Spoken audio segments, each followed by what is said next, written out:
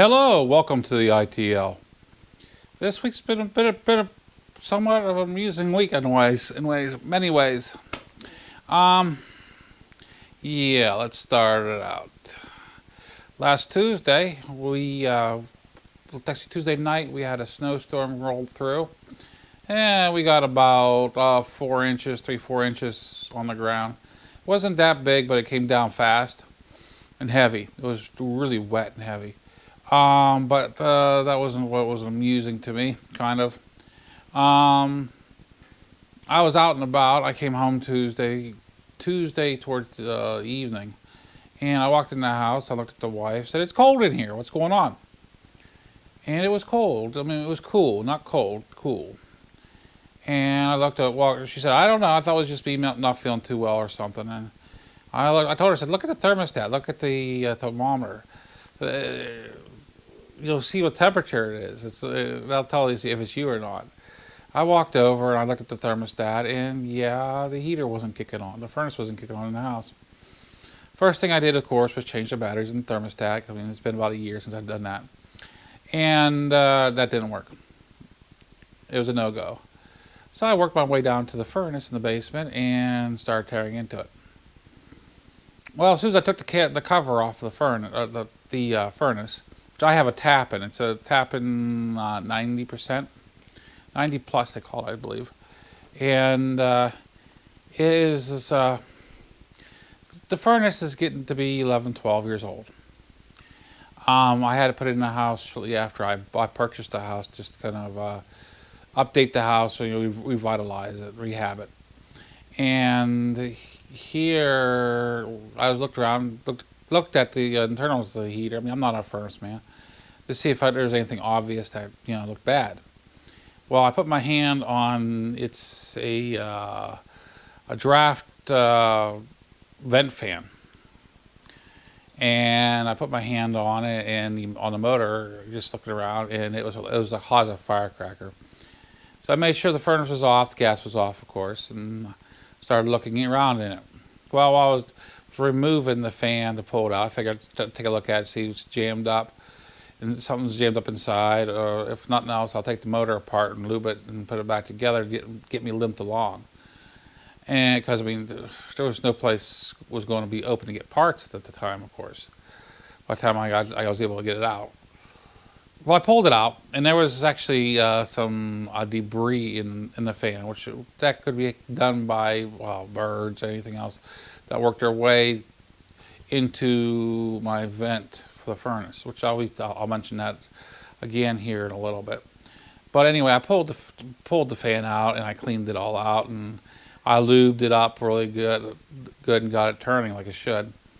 And while I was doing that, I actually broke I just touched this one sensor that was on the fan to pull the wires off, and it was just disintegrated. I mean, it was right beside the motor, and evidently the heat affected it, the plastic, and it was just disintegrated.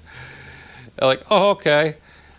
But with that little sensor switch, I was lucky because the way the switch is set up, it's on whenever turn the heater on, it kicks on to on. It's a safety switch sensor on position, and if something would happen, it's supposed to open up the circuit and, of course, shut the furnace down. Well, it was stuck. The way everything was stayed together, it was stuck on, so I was kind of lucky on that. The furnace was still able to run. But it all stems down to, I mean, I call it actually a bad installation on a furnace. I looked at it. I mean, I went outside and looked at the draft pipe that comes out. It's a high efficiency furnace out of the foundation of the house, and I mean, it was like 7, 8, maybe 9 inches from the ground. Not really a good situation for. I mean, you can get critters in it. There's no way to block. There's no screen was put on it or anything, and I mean, that's kind of how the debris got in there. And luckily I cleaned it out. There was no fire or anything. And I was able to get the motor going again. Well, I got the motor ordered. It'll be coming in. But I got to go on so at least where the house is staying warm through the cooler season. And probably more than likely here shortly anyway, we won't need to heat the furnace. but it's good to have it up and running before next season. But yeah, but I mean, to come back to the vent, when you've got a bad installation like that, I mean, all you have to really do is it's got an elbow going down, which is another, I mean, it keeps the rain out, water out, and everything else, but I mean, that's just an entrance for a critter being that low. And I'll be cutting that elbow off and actually putting an elbow on going upward and getting a piece of, like a 3-foot piece of PVC. I think it's 3-inch PVC they use for it, 3.5. And going up about 3 feet, maybe 4 feet, and then put like 2 elbows together to angle it downward. Then I'll go ahead and put like a large blocked screen. I'll go ahead and attach it with screws around it, with screws, or I can even use like a hose clamp to go around it and just cinch it on there, and maybe put a couple screws to make sure that doesn't move. But it's just a bad installation. I mean, it was just like the high efficiency heaters, if you don't have one. It actually has an outlet water line to get rid of excess moisture, and mine comes out quite a bit. And every year or so, I have to replace that rubber line that goes across the floor into my floor drain, because it just drains right in the floor drain. Because I mean, things happen where people accidentally step on it, it gets squashed, it's soft, it gets kinked. The rubber is not as pliable as it should be, and it'll clog, it'll kink and clog, which in turn will make you have to take it apart and have to clean up P-traps inside the heat furnace and stuff. To avoid that, I decided to go ahead and run some copper line, some heavier copper line, and just run that across the floor, and maybe once every year or two, just run a long wire down through it, just to make sure it's not plugged. That way, it'll take us being stepped on a little bit better than the rubber, the hose for it. I mean, there's little things like that that you can actually do to make it better for you. And also, I mean, it comes back to videos, many videos back, where, I mean, this is something that you can do. I mean, you got to have the confidence for it, but yes, but I mean, it's something you can do. You can do simple tests, simple looks on it. If you have questions, ask somebody that might know it, because I got stumped whenever I put it together. There was 2 wires that was going to, to be honest, top of my head, it was, I can't remember the exact name of it, but there was 2 identical wires that was plugged in by the fan motor, the exhaust fan motor, the draft vent motor, and they were exactly the same colors, and I plugged them in, and the heater didn't work. And I really didn't want to mess around too much with it, because I was afraid of having too much carbon monoxide come in the house, or mess something up worse as that goes. And so I got a hold of Dante Fox, actually, which he's not a furnace man, but I figured, I asked him, do you know anything about these? And he said, I know a teeny bit. I told him what happened. He said, you know what, take those wires, unplug it, switch it over, and put it back in, put it on. And there's actually two rubber hoses went to it. And he said, you might have to switch those around too. But I didn't have to switch the hoses around, luckily. I just switched the wires. They're identical colors. Even if I took a picture of it, it would still see two orange wires going to it. And so I'm like, oh, okay, let's go ahead and take a chance. I flipped up, it kicked over and ran beautiful. Actually, it runs quieter now than it did when it was brand new. But that's because I lubed it up so well.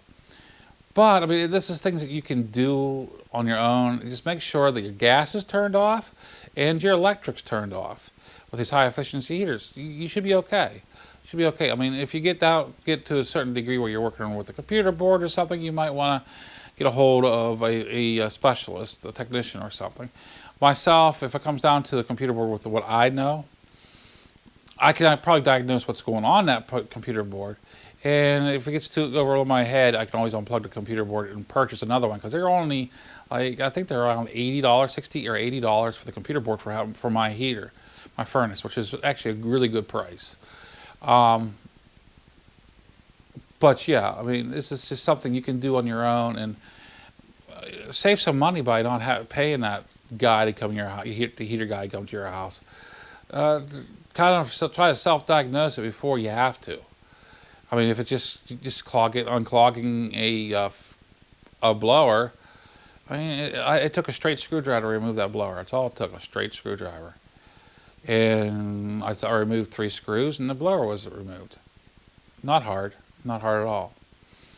I cleaned it all out and I lubed it up with spray lube, which I got. I actually had it from working with electrical motors. So it was a proper spray lube for the electrical motors. And there's one place that I seen that I wanted a little bit strong, a heavier lube on it, and I was able to get it in. So I used like a lubricate for electrical stuff, and it worked really good. I mean, it's running great. Today's Friday. Yes, I'm running late making this video. I do have a surprise I'm going to bring about next week. I'm holding on. I'm going to work the details out on it a little bit. Make sure I got the right things for it, because I am for helping each other out. And there is a motovlogger out there. She happens to be from Canada. Some of us knows her. She's got a storefront with her fiance, and she's got it up and running, kicked off, and I figured why not do a little bit to help her. I mean, I'm not going to get any kickbacks or any endorsements or anything from it. It's just I'd rather just be able to help out another motovlogger whenever they can use it. It's not like YouTube is going to do anything. I mean, I see that my channel is not going to blow up for years before I get remonetized, and to be honest with you, I don't care. At this point, I don't care. The only thing that YouTube that I don't agree with is coming down so hard on the gun channels and so forth, and that's another different story. And YouTube's going to do whatever they want. It's just, we're in their playpen. If we don't like it, we pick up our toys and go somewhere else. That's it. And my thought on it is, I started out on YouTube, and I think I'll be here on YouTube. This is where I got my feet wet. I got a lot of you guys that stepped in, gave me a hand, gave me advice, and encouraged me through the way, as far as I am. And I'm going to honor and respect all that. I'm staying here. I have also noticed that my channel subs, and this is just because I've been posting a couple videos this week, it's been raising and dropping, and a lot of that I can explain off to you guys. Back not too long ago, whenever YouTube was going to demonetize a lot of us, they gave us a warning and tried to get everybody kicked in the butt. Well, you had a lot of channels that were going out and just subbing everybody. And now they got all mad, they're all upset, and they're closing their channels down. So you're getting the downward on that. And I hope I don't lose a whole lot, because I mean, I don't sub nobody myself unless I like the channel. And there was a few of them that I thought the channels were pretty decent, and I hate to see them go to the wayward side. But if it happens, it happens. There's nothing that we're going to be able to do about it. But that kind of explains that why I was up to 668, then I dropped down to 666 for a day. Now I'm down to 665. I mean, the only thing I got to say is I need to start creating more stock accounts. That way I can start getting my channel up there again. And that's just a joke, guys. That's just a joke. Yeah, it is cold. It's cool right now. It's actually like 37 degrees outside. It is the snow is actually melting from the storm we had. We're getting ready for another hit, but we're going to have a little bit warmer days coming up on Monday and Tuesday. So hopefully I can get the early Tuesday videos up and going, because I mean, I know some of you do enjoy my ramblings and my nonsense. I mean, I show you me. I show you me. And that's why I kind of leave it in the raw. These guys see what I am like. You guys know me without knowing me, really. You know what I mean? Know me in real life. And I like that. I like that. I mean, I'm not embarrassed to show you that I ramble on. I just don't care. I am me. You accept me, and I'm very happy that you do. Well, until next week, hope I'll have something better for you guys, other than just talking about a furnace, and I can't really show it to you, because the lighting is dark down there. And there's no place to really set up a tripod in the area I gotta work. But yeah, hopefully I'll have something better for you guys, and I hope you all have a great week, a fantastic week, actually. This is MuzzleMike, signing out. Hello in there, I see you. I see you. See you next week.